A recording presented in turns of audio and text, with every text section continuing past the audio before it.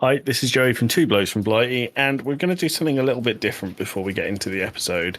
So those of you in our Discord or that follow us on Twitter may have noticed that we had a bit of a change at the Game Club pod this week, and that Slade is stepping away from the podcast for a bit, indefinitely. We're not quite sure yet. We just wanted to acknowledge this because otherwise it would be a little bit weird. There's no animosity between us and Slade. We just decided mutually that was the best thing for him right now. So you won't see Driveway Beers on this feed anymore. You will see Anime Corner for a little bit longer. And Slade is in a couple of the mainline episodes that we have already recorded. But after that, Slade's going to be taking a break for a length of time that we're not quite sure about right now.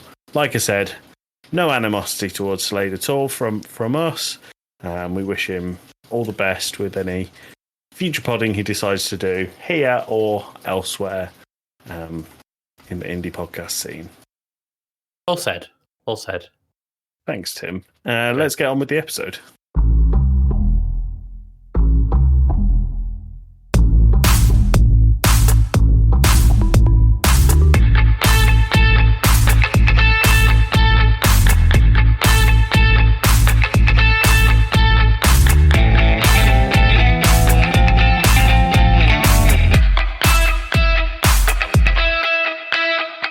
Oops, I did it again. I played with your heart and got lost in the game. Oh, baby, baby. Oops, you think I'm in love, that I'm sent from above.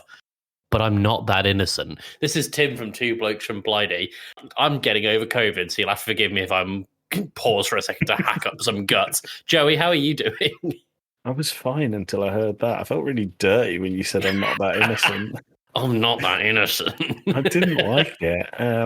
Okay, I am Joey Fitzgerald. I am joined by the famous Tim Fitzgerald. Tim, how are you feeling? Still getting over COVID. Still getting over the fact that my billboard is still up. Yeah, it is a big billboard. Big old billboard.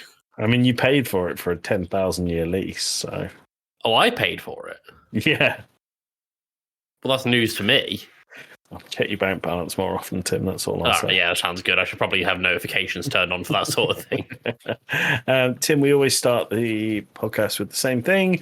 Let's go on with a pub quiz question. Pub quiz question of the week. Not a jingle. That's a sound effect at best.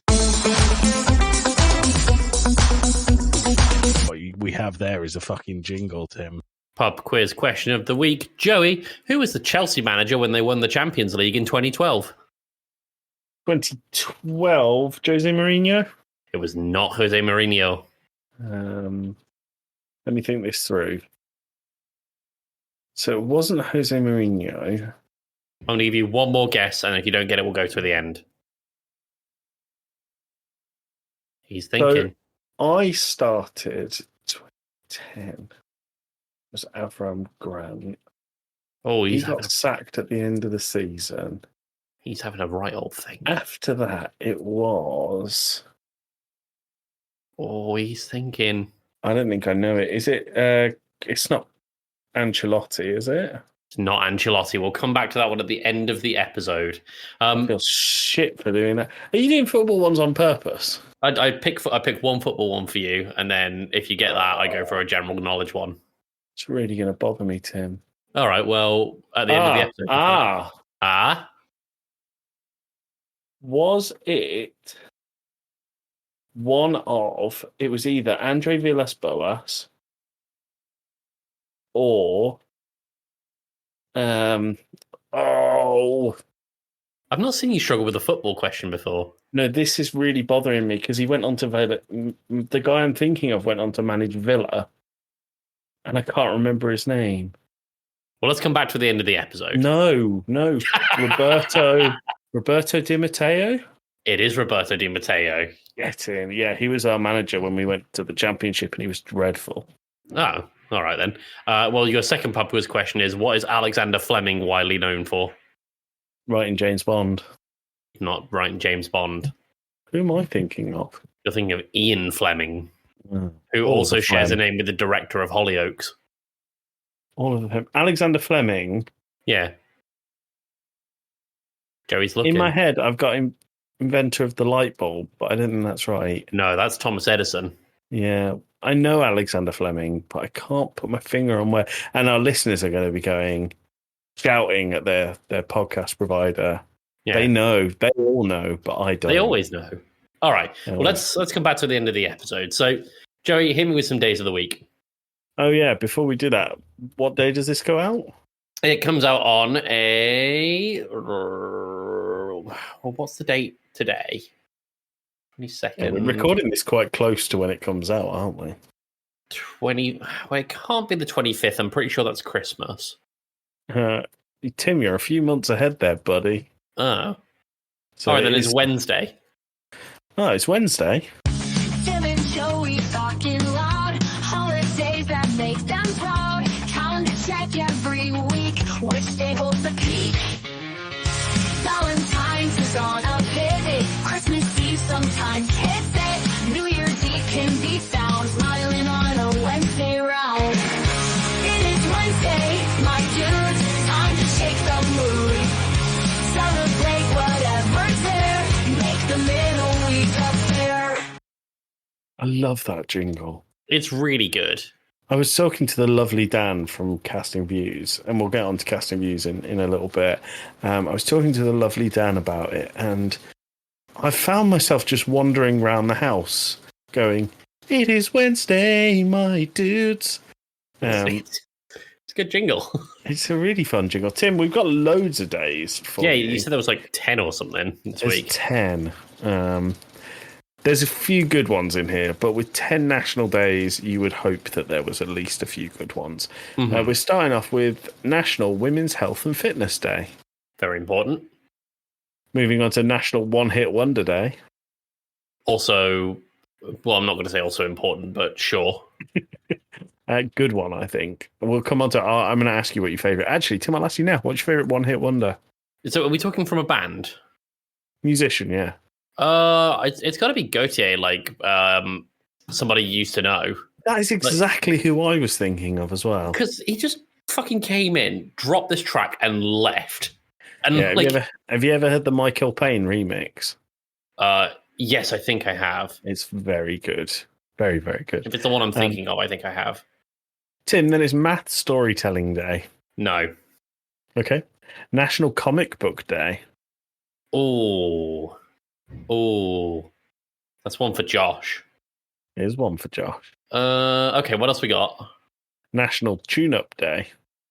As in, get your car tuned up? No, it's more like just do bits around the house. Oh. Do those bits that you've been putting off. So chores? Yeah. Yeah, no. National Research Administrator Day. Sure they need one, I suppose. National Lobster Day. Oh. I've only had it in ravioli, but sure. National Quesadilla Day. I do love a quesadilla. Everyone loves a quesadilla. A quesadilla munchies got him for 20. National Daughters Day. Sure. You got a daughter. Yep, don't talk to her. She estranged me. National Open the Magic Day. Open the Magic Day? Yeah, so about National Open the Magic Day, teachers and parents worldwide read a picture book or many to celebrate National Open the Magic Day. This National Day celebrates read aloud picture books for the love of reading and students who struggle to find their reading voice. Picture books are great for everyone, so get ready for a confetti moment. That's how it describes it. If picture books are good for everyone and I went into a lawyer's office and saw them, I think I'd be a bit concerned. Yeah. Your Honour, as you'll see, the cow did jump over the moon. Tim, how are you feeling about them? There's certainly an eclectic mix. I think I am going to go with Comic Book Day, though. Oh, okay. Cool.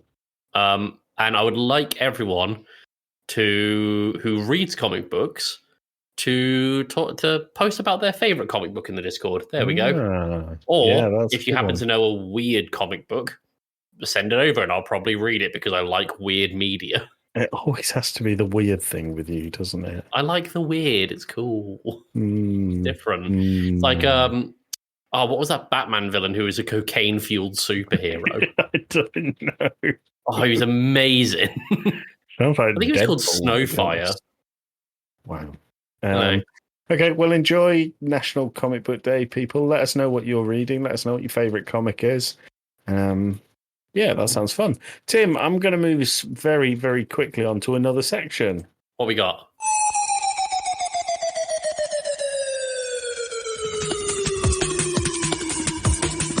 Move, you bastards! Move, you lazy bastards! There's a French bastard in these mountains called Loop. Bastard. Now, I felt it was really important, even though we haven't had the taxi appear, because in true Sean Bean style, this is in memoriam of Sean Bean's character dying before the end of the podcast. Rest Very in on peace. brand for him. Season 7, episode 1 to episode 9, where he turned into a bunch of squirrels. In a trench coat. Well, he'd been in a trench coat for a while. Kept putting acorns in the trench coat. It was a weird ruse. That was the start of the sign. However, It's convenient I had them. However, Tim, it did make me think we obviously didn't need to pay a bunch of squirrels. No, we've saved money there. So we'll save money. So we'll get a big budget guest next season. You'll have to think about which celebrities you would like to talk to, and more importantly, which celebrities you can imitate. To give the audience an idea of how we pick these, it's normally based on either us making a funny voice for a celebrity or what rhymes with a celebrity name. I like that you had to point that out, like anyone's actually sat there and thought we had Sean Bean and Dom Littlewood appearing regularly. What do you on mean this. Dom Littlewood was here with his big washing machine body and duck feet? Oh, wait. I think he's behind you, Tim. Yeah, well, stop. I'm not paying you, Dom. Go away.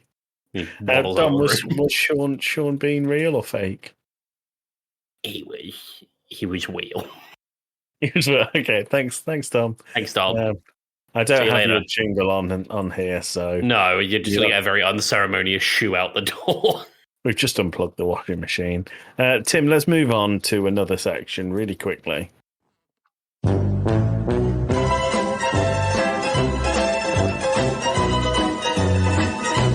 Movies. It's movies.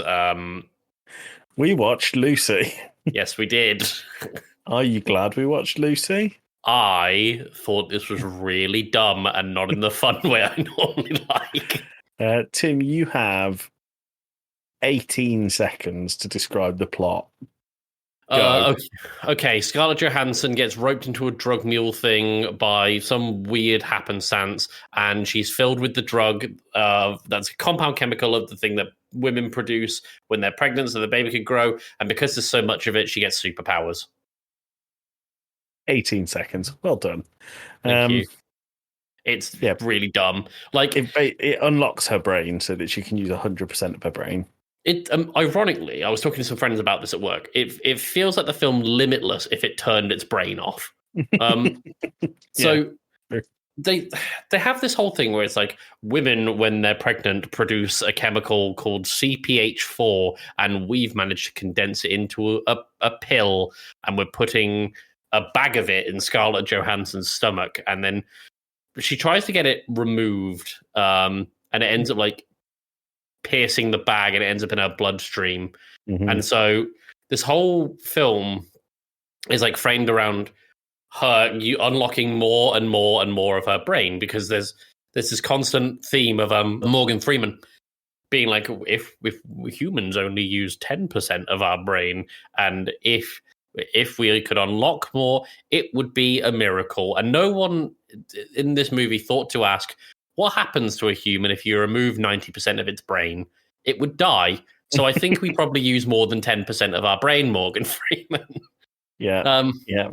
Can I I don't think we should spend very long on this movie because it's not good. I don't recommend it to anyone unless it's you for this section. With full spoiler territory here, Tim, the funniest thing about this movie is the ending. I thought she unlocks 100% of her brain, and when she does that, she turns into a USB stick. So I said this to some people at work. I really like the idea that the next step in human evolution, essentially this person achieving godhood, still has a USB-A port on them. Yeah, true. Which is amazing. But do you know who... well, I sent you a text about some of the cast in this film. Do you remember who played Mr. Jang, who's the villain in this film? Yeah, didn't you say it's the guy from Old Boy? It's Dae-So from Old Boy, and I saw it, and I saw him, and I was like, "Now, hang on, I know you from somewhere." And eventually, I clocked that it was Dae-So. Isn't Old Boy the first movie we did on this pod? It is, and while this won't be the last, it does feel almost full circle, like we're halfway through a figure eight. Yeah. So eventually, we'll get back around to this movie. Hooray! We'll have unlocked 100% of our brains, and Tim and I will be outdated technology in the form of floppy USB-C, disk drives. apparently. No, we'll be floppy disk drives. Can I tell you my favorite shot from this movie? And I really encourage anyone who's interested to look this up. Mm-hmm. Is when she sat on the plane with two laptops, and she's basically just rolling her hands across two keyboards while nonsense appears on the screen. And this air hostess comes along and goes, "Ma'am, you need to put your laptop away." And she goes, "You need to stop bleeding out your nose." And she starts bleeding out her nose. And it's like, oh, okay. And shy of her saying, "I'm in," when she's done hacking, it might be the worst portrayal of any sort of hacking I've ever seen. Yeah, it reminded me quite a lot of. Have you ever seen that? There's quite a famous clip that went round, and it was the worst background acting ever. And it's someone on the news, and they're typing, and it's the can't remember what the article about, but they needed a shot of this person typing, and they're just like this on the keyboard. Oh yeah, they're like kind of. It looks like puppet string kind of puppeteering. Yeah, but they're not even touching the keyboard. It's so good. That's what this reminded me of. There's another scene in this movie that I did want to talk about. Although now you want to give this far more airtime than I do. I really don't, because I've already forgotten what scene I wanted to talk about. Okay, Tim, how many Blighties out of 10 do you give it? How many Blokes from Blighty out of 10? I mean, I gave it a 4 out of 10 on IMDb, so I'm going to give it a 1/2 bloke out of Blighty. Half a bloke out of Blighty. I give it a 1 bloke's foot out of Blighty, 1 out of 10. One of the worst films I've ever seen. It's pretty awful. Yeah. But she does turn into a USB stick at the end. Which is hilarious. The reaction to it from the other characters is absolutely batshit. I would have loved to have seen this in cinemas to see if anyone laughed at that ending, because it's... You would hope that they did. They play it so seriously, but she's there with a fucking USB-A port on her. Mm, it's really dumb. It's really bad. Tim, what would you like to watch next time? What do I want? Didn't think this far ahead, did you, boy? I didn't, because we're taking a week break in between seasons. Tim, we've not discussed that yet. Sorry. I'm going to go with the first Scream movie. I've never seen it. Neither have I. Oh, there you go. So, what will the date be when we... this is queuing up for another Wednesday jingle, isn't it? It's No. I just so this is October 9th. It'll be October 9th, so we'll be in spooky season. We will be in spooky season. That's actually the episode right before... Oh, no, it's not right before Halloween. That's at the end of the month. Come on, Tim. So I saw 13 and assumed. Come on. Unlucky. Unlucky. Well, isn't it crazy that Halloween's never on Friday the 13th? Yeah, I was in my head. I was thinking, why is it not on Friday the 13th? Because it's October 31st. Yeah, it's always the same. Sort it out. Well, there you go. That's movies for Series 7. Let's never talk about Lucy again. Tim, we've got a few things in the running order. Yeah, we do. What would you like to talk about? Well, there's one very quick thing I'm just going to rattle off here. And anyone who listens to this knows I'm a big old fighting game fan. Mm-hmm. Big old fan of it. And we seem to be in a bit of a golden age of fighting games at the minute. What we're finding is that we're getting a lot of crossovers and collaborations. Mm-hmm. So, for example, Lucy from Cyberpunk Edge Runners is joining Guilty Gear. Scarlett Johansson. Not Scarlett Johansson. Mortal Kombat's getting Ghostface, Conan the Barbarian, the T-1000 this year. Street Fighter 6 just got Terry Bogard and Mai from Fatal Fury. And Fatal Fury announced a collaboration today. Joey, can you guess who it might be with? I know nothing about Fatal Fury. I don't know how serious it is, so I'm going to guess Bob the Minion. It's not Bob the Minion. It's Cristiano Ronaldo. Is that what I've seen? There's a clip I saw on Twitter, currently known as X, where there's a footballer just kicking the shit out of a bear in a fighting game. Is that Fatal Fury? That's not Fatal Fury. That's a Tekken mod, but it is a Cristiano Ronaldo mod for Tekken. It's so weird. Why? I mean, the thing is, I think Cristiano Ronaldo might be the most famous person on the planet. I understand that. He is immensely, immensely marketable because he's just a fucking weird guy. I don't have a football section for you, Tim, but this week so Cristiano Ronaldo plays in Saudi Arabia. Yeah. He's paid hundreds of millions of pounds a year, and he was the first person to really go to Saudi Arabia so that Saudi Arabia can kind of kick off this sports washing, we are the best sport in the world. Cristiano Ronaldo plays for Al Nassr. His son plays for Al Nassr Jr. And this weekend, Cristiano Ronaldo scored a goal for Al Nassr and held up three fingers. And he held up three fingers because he scored one and his son scored two.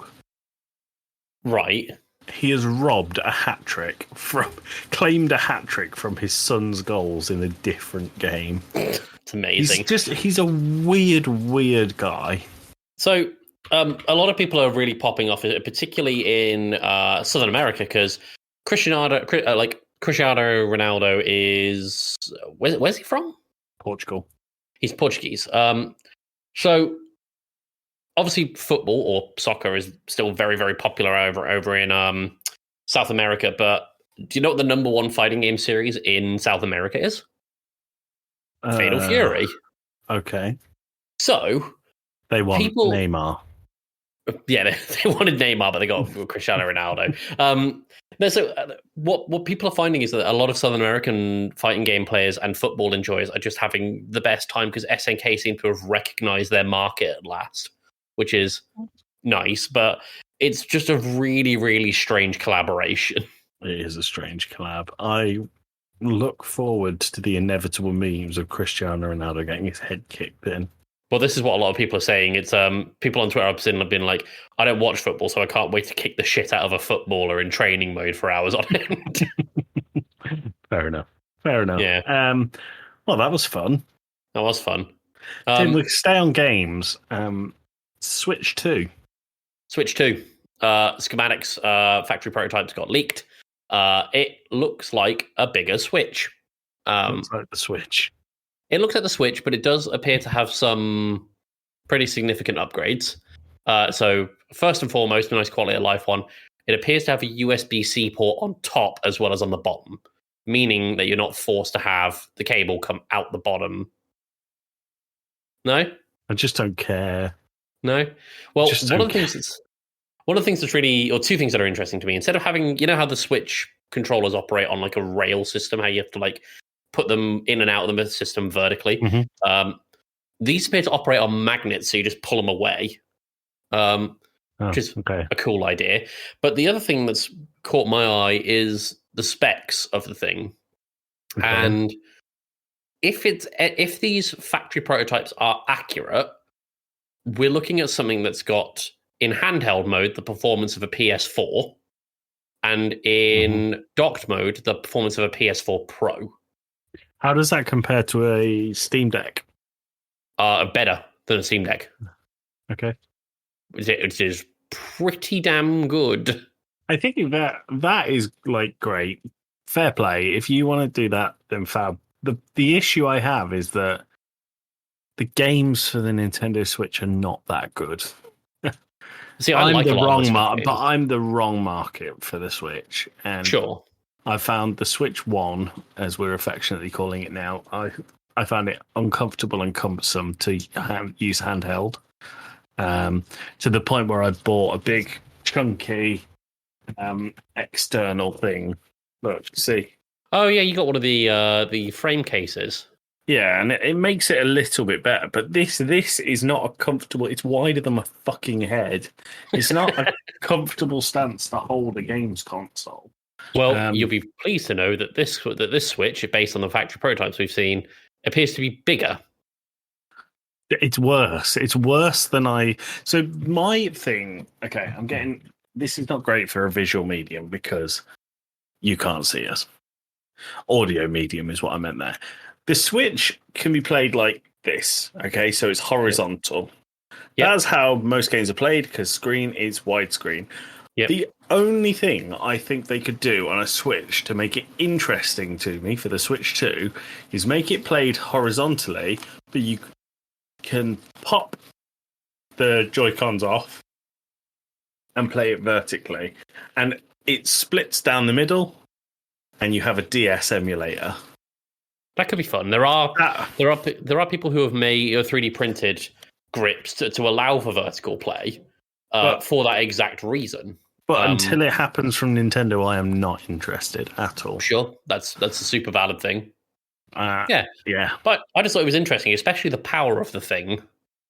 Like, I'll believe it when I see it, if I'm totally honest. Sure, and like I say, it's super, super subject to change because it's only like a factory prototype thing right now. But if it's correct, that's pretty good. I still think I'll be Team Steam Deck. Yeah, that's fair. Team Corner. Steam Corner Blokes. Right, where do you want to go, Joey? Do you want to hear a story about something that happened to me this week?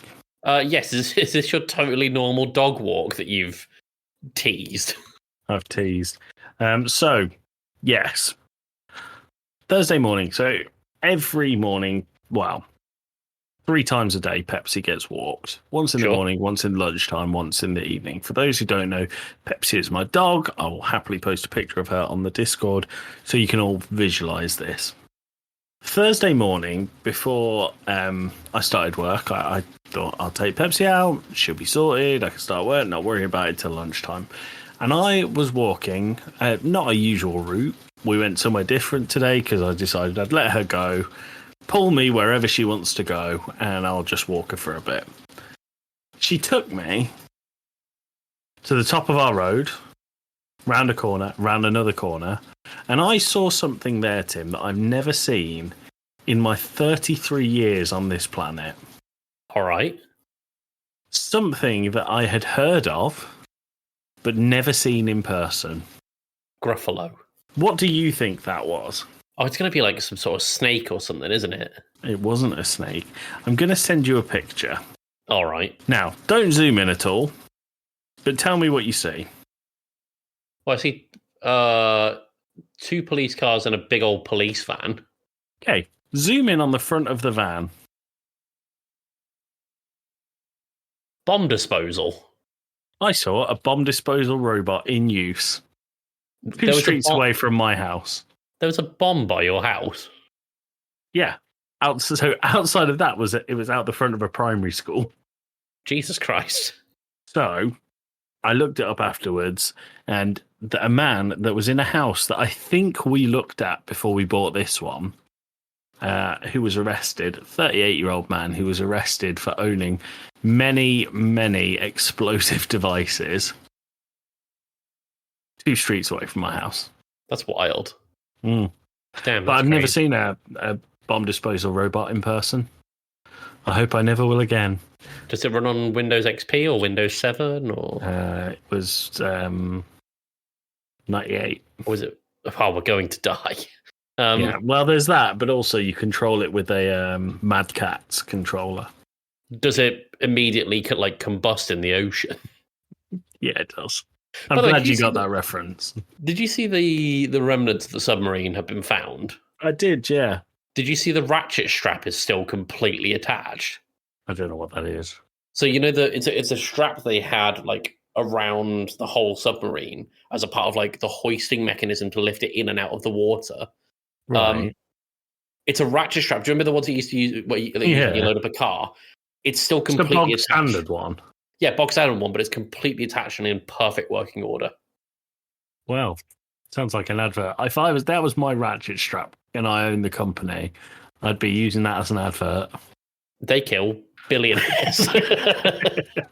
But I think the really interesting thing about that is how intact a lot of the ship is. Yeah, it seemed like it obviously there was a massive implosion on the ship. Yeah. But it seems like the outside of it was largely okay. Yeah.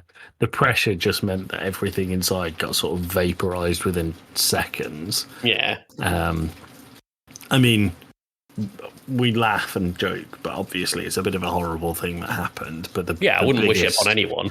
The biggest point of solace there is that they had no idea what was happening to them when it happened. But I was just amazed at this image of half of a submarine buried in the ocean floor and how intact it actually looked. It looks like someone just put it there. It's really weird. Well, I saw someone Photoshop the Subnautica HUD over the top of it. Oh, for God's sake. And it looked like it fit in, to be honest with you. So, yeah, really interesting stuff. But yeah, I saw a bomb disposal unit going into a house, which was pretty cool. Did they succeed? I mean, I'm still here. It's true. I didn't stick around. I was only there for a couple of minutes. Well, yeah. I didn't stick around. I was just there for 4 hours. But like I think I don't know what happened to my voice then. I went, Rai! I think if you look in the picture, you'll also see that the bomb disposal unit is parked, blocking a bus stop. And I think I would have felt more panicked about the whole thing if there wasn't about 15 people waiting for a bus next to it. So obviously they weren't that worried. You should have just walked up to them and said, "You can't park that there." You can't park there, sir. It's one of the best and worst memes going, isn't it? Yeah, it entirely depends on who's saying it and what scenario the other person's in. Yeah, I've seen my ones where, friend. like, I was driving, and my friend. I'd met him at his friend's house, and we both left separate cars, and we ended up parked next to each other at traffic lights, and he stalled when it went green, and I shouted out the window, "You can't park there, sir!" And I thought I was hilarious. I think everyone in the cars in the queue behind me thought I was an absolute twat. Sorry. On the topic of cars, should we do weird history? Oh yes, let's do weird history. Oh.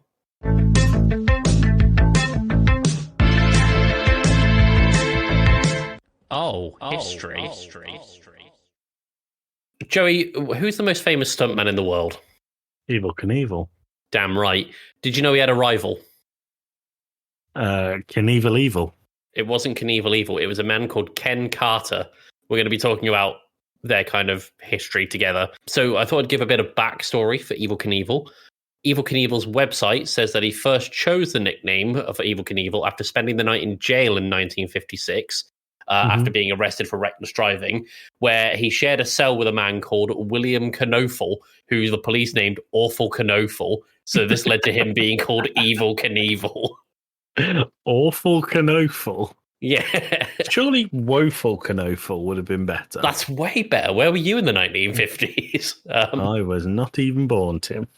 So, another stuntman, Ken Carter, also known as the Mad Canadian, had stunts that were on par with Evel Knievel, but they didn't achieve the same level of fame or notoriety because the big difference, or part of it rather, was the big difference being between the two was that Knievel would famously use a motorbike for his stunts, whereas Carter would use a car.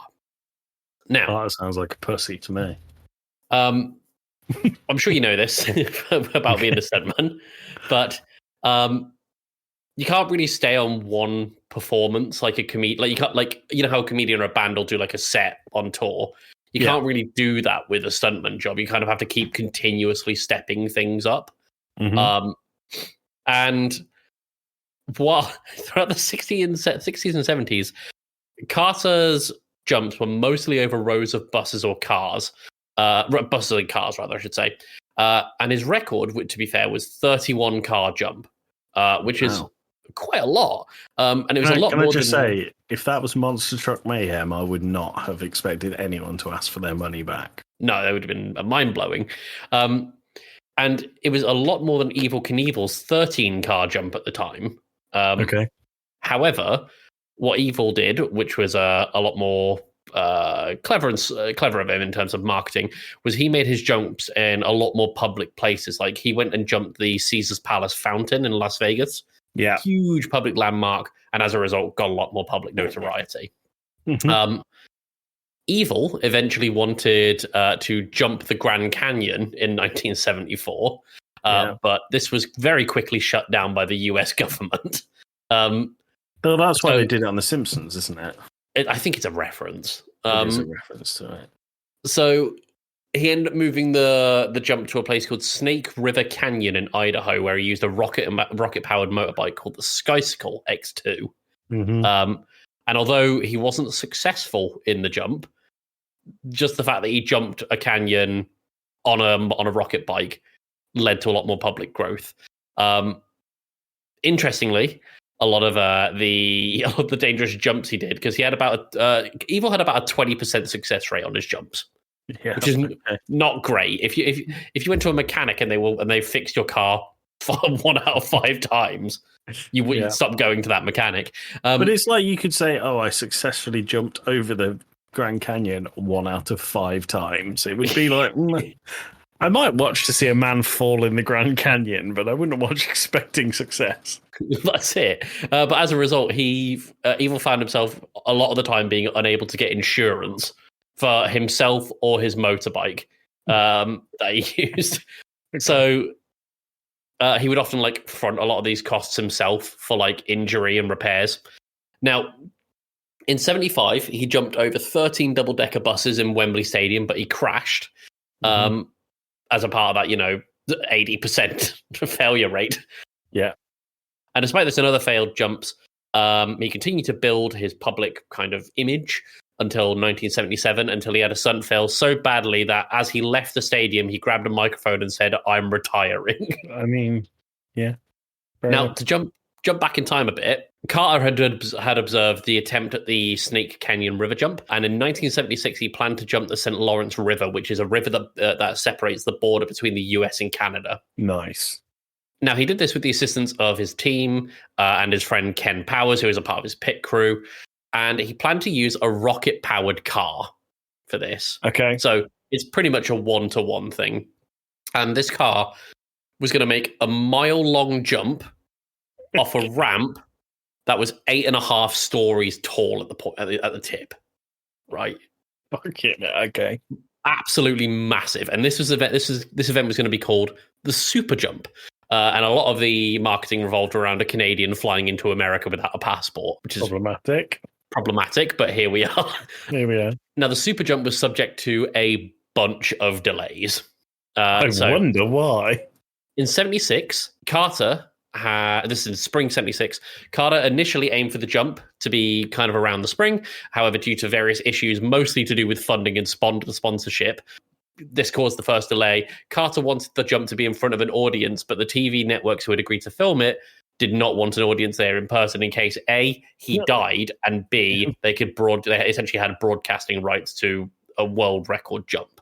Right. Okay. So they moved it to the summer, where it was then delayed because of weather conditions. So they moved it to 1977, where he faced ongoing mechanical problems with his rocket-powered Lincoln Continental. Now, I don't know if you remember what a Lincoln Continental looks like. Yeah, I do. Not exactly known for being aerodynamic.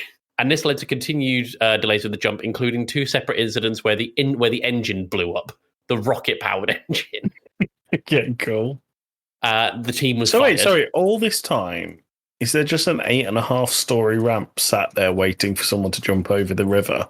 Correct. Cool. Okay, carry on. So, in 1978, the jump was scheduled to go on multiple dates. However, the weather kept pushing it back time and time again, along with technical adjustments. There was a new team hired because the previous team was fired after the engine exploded twice. Yeah. And a TV station hired Evel Knievel to go out to the ramp and effectively be a bit of someone to build hype for the event, because it's like, oh my God, it's Evel Knievel at the event. And he looked at the ramp and saw all of the bumps on the ramp and said, "This is dangerous," and left. Yeah, fair enough. Mid-1978, further delays were caused by needing to secure the necessary permits. Turns out they didn't have those at this point. They just built it. Sorry, they're 2 years on since they're meant to have done this jump. Yes. So there's been an 8.5-story ramp sat there for 2 years that Evel Knievel has already said is not. It's not safe. Yeah. So, spring 1979, the jump was tentatively set for the period again. If this doesn't end with him dying, I'm going to be really, really surprised. But because of the weather and further mechanical problems, it was delayed again. Then in 1979, in September, there's two sides to this story.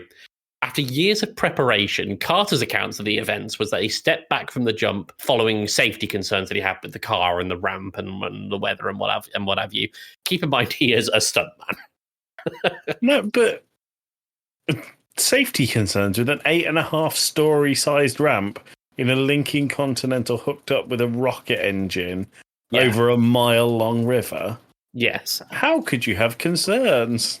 Now, that's Carter's side of the story. However, there have been multiple sources saying that the TV network that originally agreed to broadcast his jump had pulled him into a meeting only for Carter to realize they were doing the jump without him while he was at the meeting.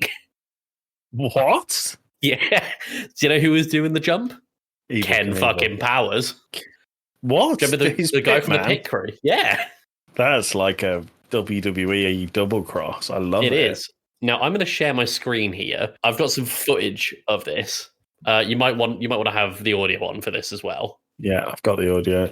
All right. I just want your live reaction to everything you're seeing. Okay, so that is a massive, massive ramp over a very, very long river. There's an old style narrator. The other thing is that ramp is so far back from the river. There is another road that goes between it and the river. There it is. That is the most busted ass car. Ken Powers is going to die, isn't he? So that's the ramp. Is this Ken Powers? That's Ken Powers. He looks like a wizard. A bit like no, he looks like Bob Ross. He does a bit. Black hair and now a cowboy hat, apparently. Now, keep in mind, Ken has a fear of heights and has never driven a rocket-powered car before. I thought you were going to say never driven a car before. That would be incredible. He's never done stunts before either because he's pit crew. And there's a lot of people watching. From the side of the road. 30 Gs of force. I thought you'd die under that much pressure. I'm surprised he's not jam at the end of this, to be honest. All right, here we go. So here's the countdown. See how it says "Good luck, Ken Carter" on the ground? Okay, here you go. The car's gone. What the fuck happened there? It just immediately disintegrated. It made it about 40 foot.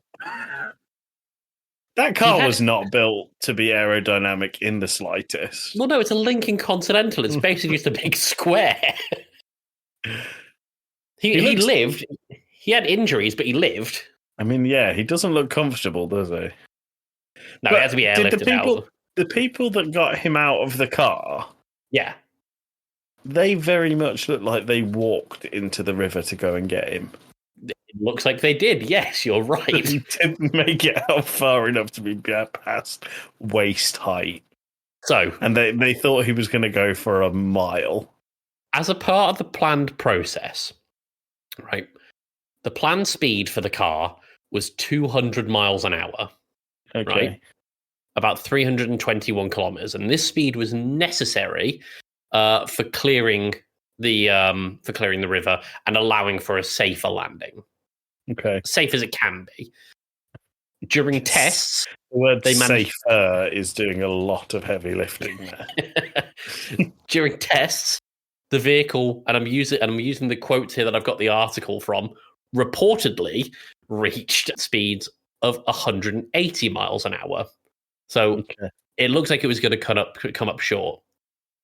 On the day, the Lincoln Continental, it 100 miles an hour.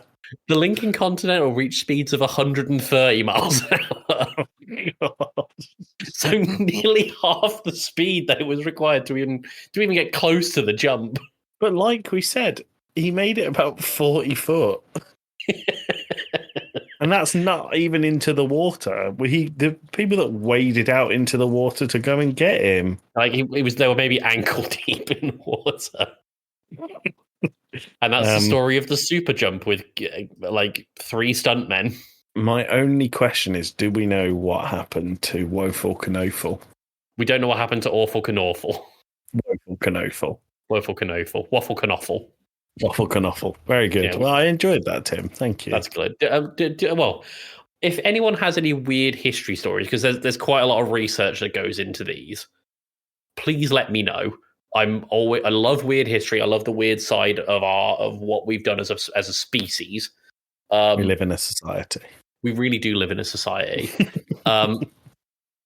If anyone has any stories they'd like to hear or for me to research, let me know. I actually really like researching this kind of thing.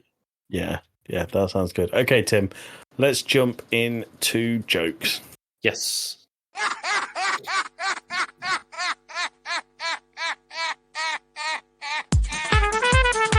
That's pretty funny, to be fair. That joke was weak. I misread that as that's the joke of the week.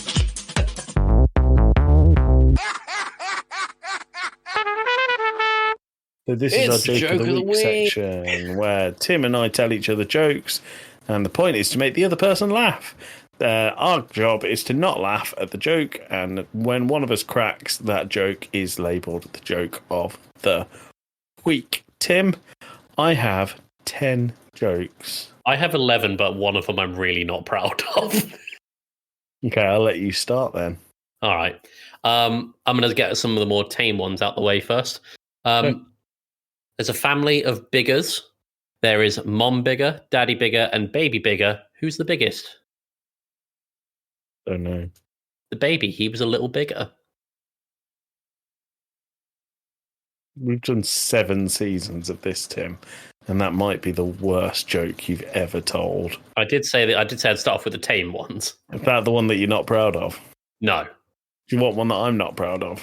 Go on then. You might need to censor this. Oh, I've got the one. I'm going to need to censor my one. I know that. Okay, cool.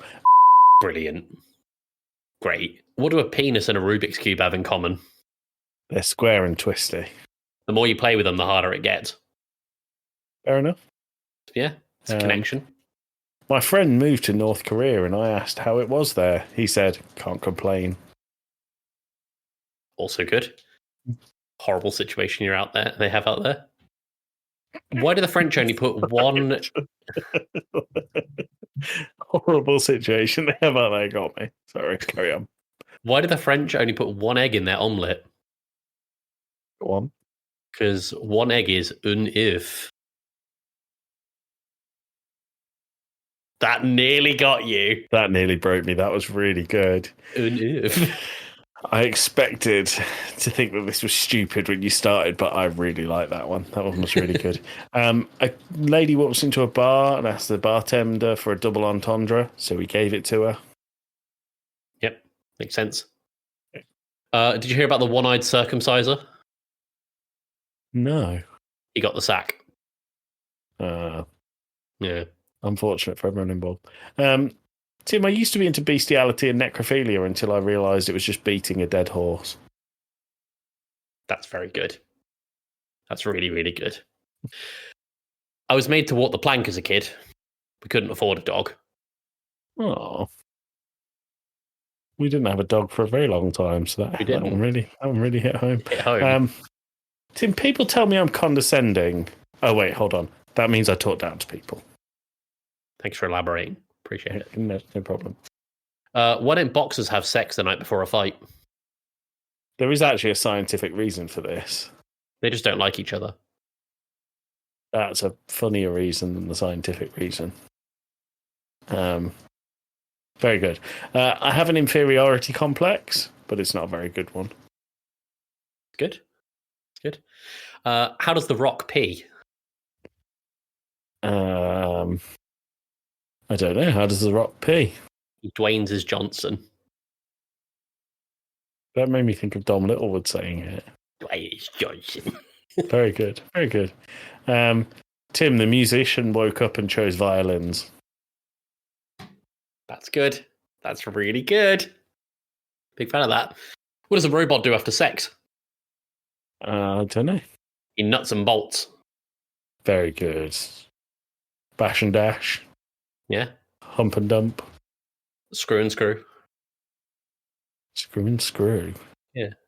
You didn't say I'm going to screw when you're going to leave. Don't know who you've been talking to. Fair enough. Tim, I lost my job as a zookeeper. There were signs everywhere that said, please don't feed the animals. So I didn't. You're being responsible, if you ask me. That's how I got that. That's how I got that horse. Ah, okay. Right, this is the one I think I'm going to have to censor.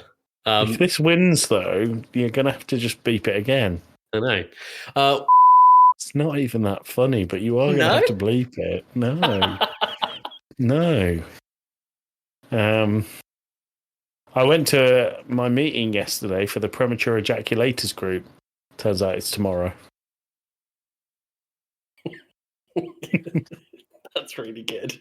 I like that a lot. And let's find that tune again. That is the joke of the week.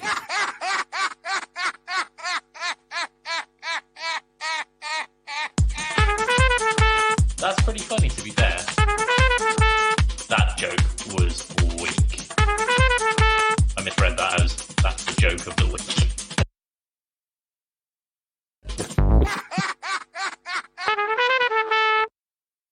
Is that going to come out fucked up in the recording? Yeah, I don't know. I really hope so. Oh, in case it doesn't come out fucked up, audience, our bot stopped for like half a second and then sped everything up. If it does, just keep it in like that. Oh yeah, Tim, I'm gonna leave it. I would say that's joke of the week, but I would like to give joke of the week to the omelette joke. Oh yeah? Yeah, because it was so good. Can you tell it again, please? Why did the French only put one egg in their omelette? Because one egg is un œuf. Very good. Yeah, that one wins for me. That one is good. All right, good. Great. Tim, you've put something in here, a link from Reddit. Oh, yeah.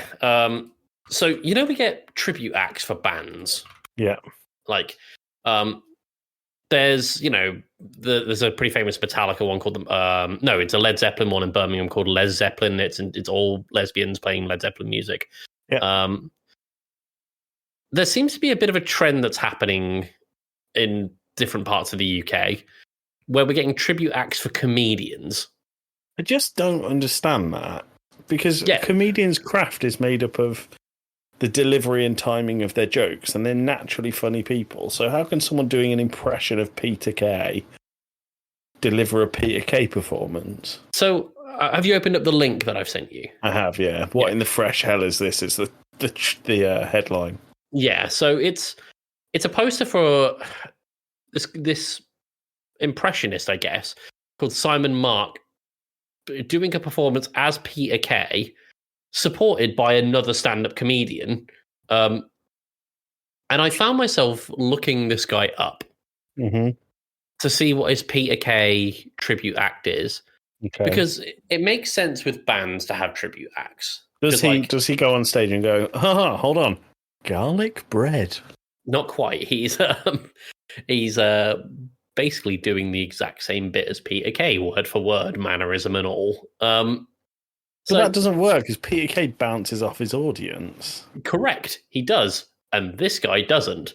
So, but it makes sense for bands to have tribute acts because, like, some members might be dead, or the band might not be touring anymore, or like it's music. It can be interpreted in a bunch of different ways. This is just a guy like recycling someone else's stand-up comedy bit. It's so weird. It's very weird. But there was a comment that I saw where they were suggesting other names. Yeah, I just saw this. So the comment is some music tribute acts have funny names. For example, the Rolling Clones, and he's trying to think of stand-ups so far he's trying to think of stand-ups, and the only one he could come up with so far is Eddie Isn't. That's already really good. That is good. I like Sarah Millican't. Big fan of Joe Offbrand. I like James Fayecaster. I saw one called, what was it? Bill Barely, I think it was. That's a really good one. Ricky Gervais. Nearly Mac. Yeah, very good. Yeah, but I just Sorry, I've just seen another one here, which is Jimmy Can't. Rubbish Ranganathan is one I just saw. I saw one where they just said Ramesh Ranganathan anyway. Oh, that's quite sad. I quite like Ramesh. I think he's all right. Yeah, he seems like a good guy, but I get some people aren't a fan of his comedy. Anyway, I wanted to know what you thought of comic tribute acts, because to me it seems really fucking weird. Yeah, it sounds awful. I mean, scrolling through the comments, people made exactly the same suggestion I did. Someone saying, I'm guessing it'll be just impressions of Peter Kay's most famous hits. And the top comment on that is garlic bread over and over. And someone said, no, they're going to make adaptations to it so it's fresh and new. And he said, cheese cake. I saw a thing, but with tiger bread. Exactly. Yeah, I just don't understand how this could be a thing. I found the video I watched. The other thing, though, sorry, Tim, sorry to interrupt you. The other thing is, who in their right fucking mind is paying for a ticket for this? Well, here's the thing. I'm going to send you a link on Discord. I'm not going to ask you to watch all 4 minutes. I watched the whole thing, but there were people being like, I couldn't get through the first 60 seconds. But if you look, there are people in the audience, like who, although it looks like it might just be a conference. But the video is called Peter Kay Tribute. It's just a man who's doing a voice. It's weird though, because he's wearing the shirt from one of Peter Kay's specials. Like it's one of his most famous ones. There's nothing original about this. No. Like he's doing verbatim bits from Peter Kay. That is weird. It's super fucking weird. I'd go. Would you? Yeah, I'd want to see. Oh no, hang on, what's this? Is this the support act? Oh, okay, it looks like the support act is the same guy, but with a different costume. No, it's not. Looks like it. Is that real? It might be. I think it is. That's true. I don't know. Either way. Sorry, I'm just going to take a second because I want to see how much tickets are for this. How much would you pay? You might have seen my reaction to it. I didn't, but at most I'm going to say a £5. Okay, tied 6 times that. 30 quid? Well, no, £33 plus booking fee. To see a guy do an impression of a comedian? Yeah. No, I'm good. Nah. Oh, but Tim, Friday, October 3rd, 4th. That's like next week. Yeah, in the Darwin Manor Boutique Hotel in Allensford. I don't know where any of that is. I think so. Oh, actually, it's not far from where Payne's from. Ah, maybe we'll send our parents there on a recon. Sunderland. Ah, no. No? No, they wouldn't go. I know. I'm only winding you up because I know that they are proud Geordies. It's not far from Newcastle and Sunderland. I've just seen someone comment Phoenix afternoons. That's very good. That's amazing. Good. All right. Right. Tim, couple of things before we go. This is the end of the season. We're going to take an extended break. How long will that be? 1 week. So, no 2BFB next week. Do you want to choose a calendar day for the day that we're not here? What do you mean? Well, do you want to do a Wednesday for the day we're not here? Oh, I see what you're saying. Yeah, sure, go for it. Hold on. Hopefully the audience remember to celebrate it. Hold on, Tim. Tim and Joey talking loud. Holidays that make them proud. Calendar check every week. Which day holds the peak? Valentine's is on a pivot. Christmas Eve sometimes hits it. New Year's Eve can be found smiling on a Wednesday round. It is Wednesday, my dudes. Time to shake the mood. Celebrate whatever I'm going back through these comments and I'm seeing people saying, I've seen like Lee Evans tribute acts. I've seen Chubby Brown tribute acts. Apparently it's becoming more of a thing. Anyway, sorry, calendar days. I'm just realizing the horror that we're waking up into in this country. October 2nd, Tim. October 2nd. There are some weird days. National Produce Misting Day. Okay, that's very specific. National Fried Scallops Day. I do like scallops. National Name Your Car Day. Well, have you got a name for your car? Yeah, it's called Duke because the horn is shit. Mine's called C3PO. Nice. National Custodial Workers Recognition Day. Okay. National Coffee with a Cop Day. Coffee with a cop. Yeah, share a coffee with a police officer. Are those my options? Nope, there's more. Okay. National Pumpkin Seed Day. Now, Payne and I think that I might be slightly allergic to these, so I'm going to say no. Okay, National Walk to School Day. I can remember doing that at school, although I seem to remember Mum dropping us off round the corner and then we'd walk the rest. Yeah, and then finally, and my favourite one, National Random Acts of Poetry Day. Let's go with that one. Fucking love poetry, Tim. I'm not a big poetry guy, but I know what I like. You've not heard the right poetry if you're not a fan of poetry. I mean, Benjamin Zephaniah, read anything he's done. Oh, fucking mind-blowing. I think I've said on a previous episode, I really like haikus. Yeah, good. I think they flow quite well. So for next week, if the audience remembers, another poem, please, about anything that's happening in your world. Nice. That's good. There could be a sonnet, a haiku, a limerick, a ballad, an epitaph, an ode, or a free-verse poem, whichever one of them you want. Dealer's choice, baby. Also, Tim, at time of release, the latest episode of Casting Views is a mind wipe with me, this guy.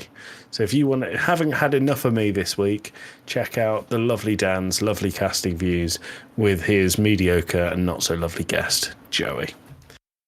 Right, Tim. Pub quiz answer? Yes, your pub quiz question answer. I The remember question: what the fucking question was. what was Alexander Fleming known for? This is going to annoy me because I'm sure I know. But as soon as you say it, I'll be like, you motherfucker. It was discovering penicillin. I fucking knew that as well. Right, Tim, I'm pissed off. I'll see you later next season. See you next season. Bye. Take that, you bastard. Say that, you bastards. Bye. Bye.